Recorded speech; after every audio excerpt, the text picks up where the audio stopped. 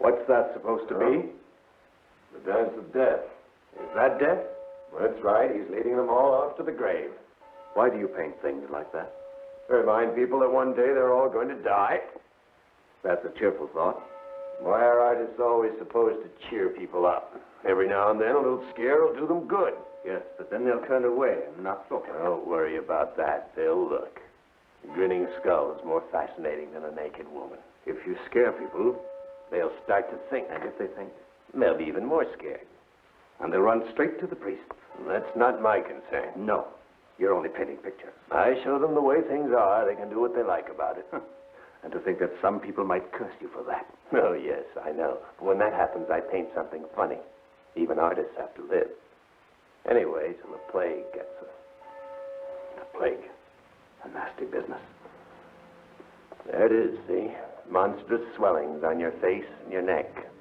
The poison oozing from every pore, your body burning up with fever and all your muscles twitching like headless snakes. That's horrible. Yes, horrible. You go mad with the pain and try to rip the boils out by the roots. You bite your flesh and tear at your veins with your fingernails. You scream in agony. And then you die. Did I scare you? Of course not. Why should I be scared? What's that nonsense you painted there? That? Well, many poor idiots believe that the plague was sent down by the Lord to punish them. And thousands who claim to be martyrs to sin go around the country whipping themselves and others in the name of the Lord. They whip themselves? Yes, hideous sight. Makes you want to run away and hide when they pass on the road. Do you have any wine? All I've had all day is water. I'm thirsty as a camel who's been in the desert a year. I think you were scared.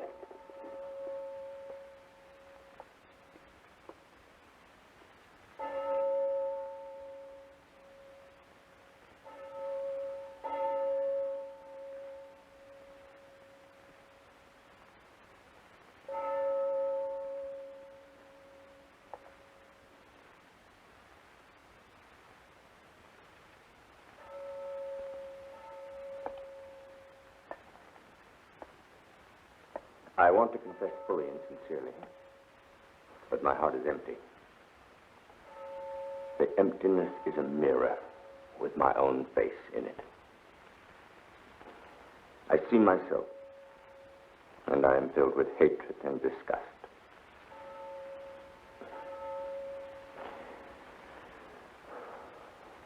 Because of my indifference to them, I have cut myself off from other men.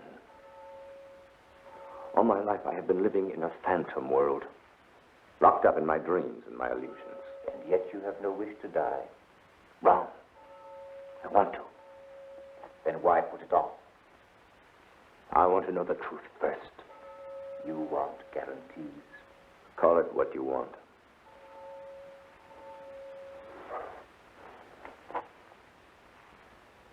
Can it really be so terrible to want to know God with the senses?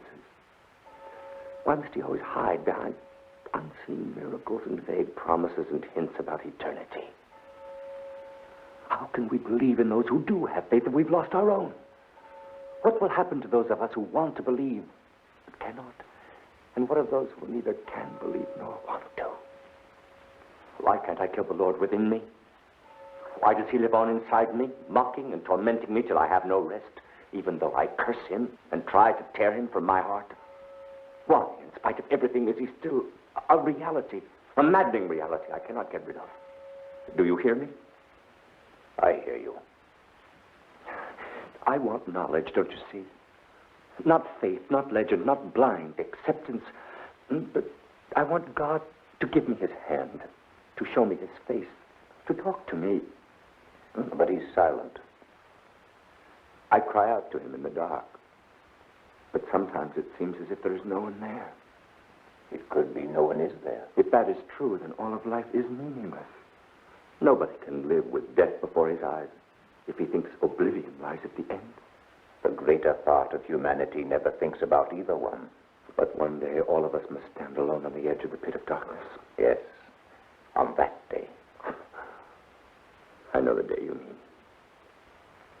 We must fashion an image out of our own terror, and we are to call that image God. You're getting upset. Death visited me today. We're playing chess together. The extension gives me time to attend to a certain task. What task is that? My life was spent hunting, fighting, talking, all without any meaning. Just one long nothingness. Mind you, I say it without bitterness or self-reproach. I know most everyone squanders his life in the same way I did. But with this extension, I now have a chance for a single, meaningful action. That's why you're playing chess with death. That's right. And he's a very skillful tactician. But so far, so good. I haven't lost a piece. I'm curious what gives you the idea you can outwit death. I'm playing a combination of my bishop and my knight. So far, he hasn't discovered it. Now I'll start to put pressure on his flank. I shall remember that.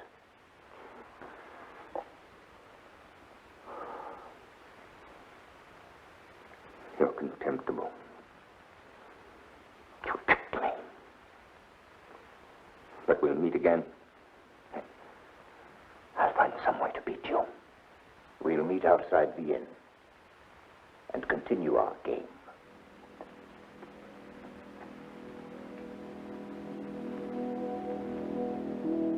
This is my hand.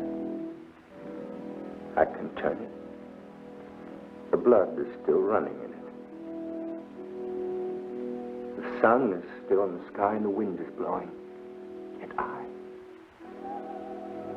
Antonius Blanc,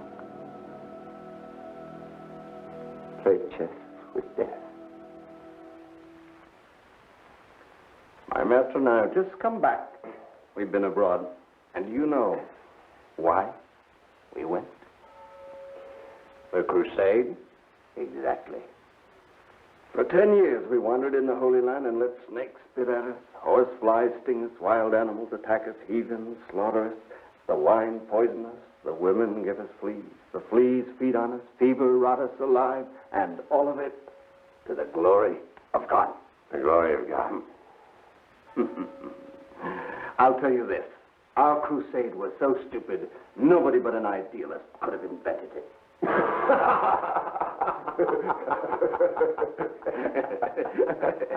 And we come back to have the plague kill us. It's a cruel world. Yeah.